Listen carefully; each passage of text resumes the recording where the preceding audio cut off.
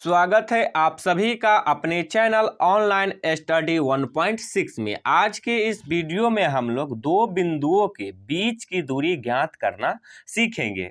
देखिए, इसको अच्छे से समझने के लिए हमने एक प्रश्न लिए हैं। प्रश्न है बिंदुओं 9,3 एवं 15,11 के बीच की दूरी है। देखिए, ये जो प्रश्न लिए हैं ये बोर्ड एग्जाम में पूछा गया प्रश्न है। तो इस प्रश्न को सॉल्व करने से पहले दूरी सूत्र को समझते हैं। देखिए, दूरी सूत्र, मान लीजिए कि ये बिंदु ए है और ये बिंदु बी है। अब हमें प्रश्न में कह रहा है कि बिंदु ए और बिंदु बी के बीच की दूरी ज्ञात कीजिए। तो देखिए, बिंदु ए जो होता है इसका निर्देशांक होता है x1, y1 और बिंदु बी जो होता है इसका निर्देशांक होता है x2, y2। ये होता है बिंदु बी का निर्देशांक। अब देखिए, हमें ए और बी के बीच की दूरी यानी कि ये वाला दूरी निकालना है। तो ये दूरी निकालने के लिए फॉर्मूला यानी कि सूत्र होता है √x1 - x2 का whole square plus y1 - y2 का होल स्क्वायर। अब देखिए, इसी फार्मूला को हम लोग ऐसे भी लिख सकते हैं √x2 - x1 का whole square plus y2 - y1 का होल स्क्वायर। इन दोनों फार्मूला में से जो आपको याद रहेगा उस फार्मूला का उपयोग आप लोग कर सकते हैं। हम इस प्रश्न को सॉल्व करने के लिए ये जो दूसरा वाला फार्मूला है इसका उपयोग करेंगे। तो चलिए प्रश्न को सॉल्व करते हैं। प्रश्न को सॉल्व करने से पहले देखिए, प्रश्न में पहला बिंदु कितना दिया हुआ है। तो पहला बिंदु का मान है 9,3।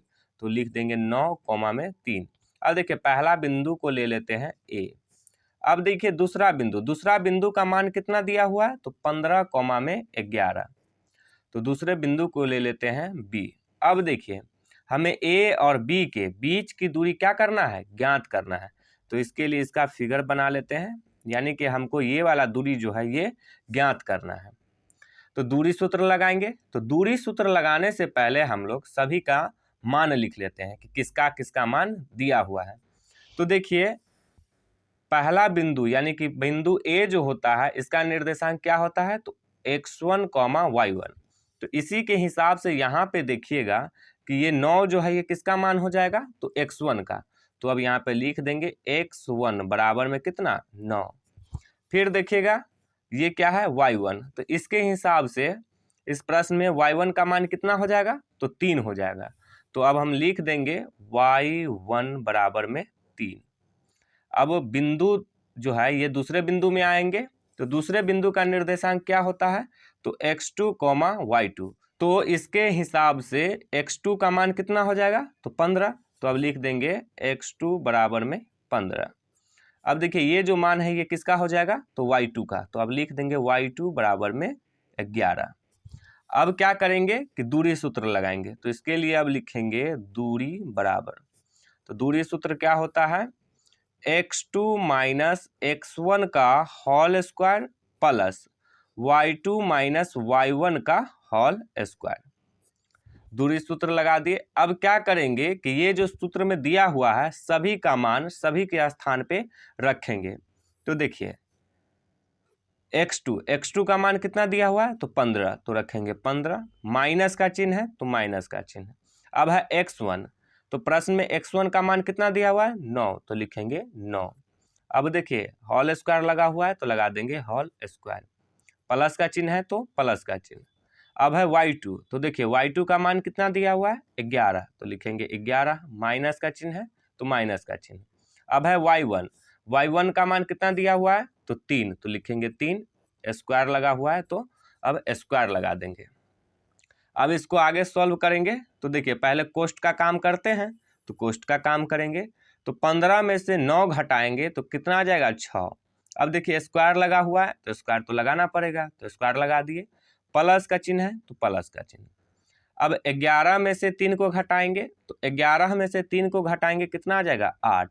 इसमें भी स्क्वायर लगा हुआ है तो इसमें भी स्क्वायर लगा देंगे। अब इसको और आगे सॉल्व करेंगे। तो देखिए, 6 में क्या लगा हुआ है, स्क्वायर। तो स्क्वायर का अर्थ क्या होता है कि 6 को कितना बार गुना करेंगे, 2 बार।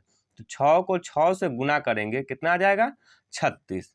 तो अब यहाँ पे लिख देंगे 36, प्लस का चिन्ह है तो प्लस का चिन्ह।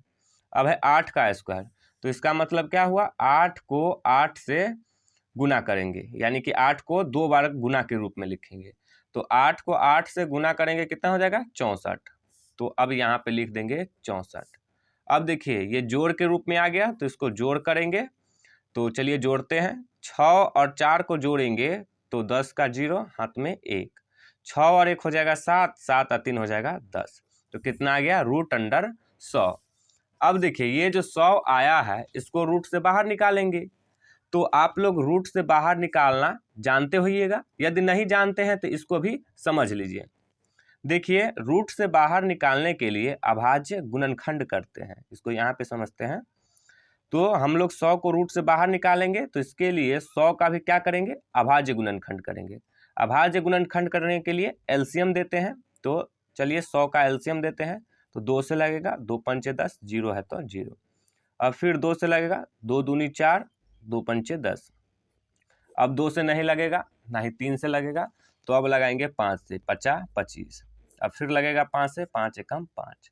तो देखिए 100 का अभाज्य गुणनखंड ये हो जाएगा।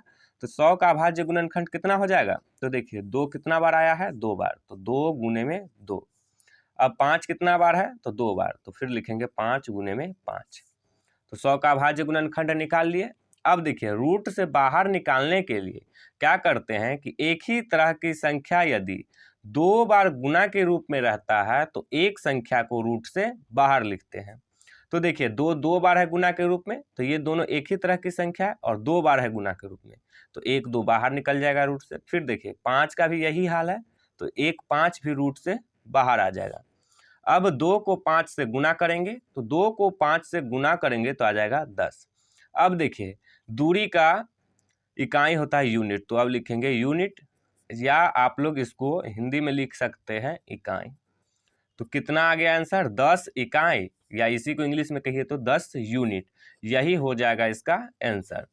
तो बिंदु 9,3 15,11 के बीच की दूरी कितना आ गया, तो 10 यूनिट यानी कि 10 इकाई। तो उम्मीद है कि आप लोगों को ये जो प्रश्न है ये समझ में आ गया होगा। यदि समझ में आ गया हो तो इसी तरह के एक और प्रश्न देते हैं जो आप लोग खुद से सॉल्व कीजिएगा, और उसका आंसर जो होगा वो कमेंट कीजिएगा। तो देखिए अगला प्रश्न दिए हैं, बिंदुओं 2,3 एवं -2,3 के बीच की दूरी है। देखिए ये जो प्रश्न दिए हैं ये भी पिछले वर्ष पूछा गया प्रश्न है, तो आप लोग इसको सॉल्व कीजिएगा और आंसर जो होगा वो कमेंट कीजिएगा।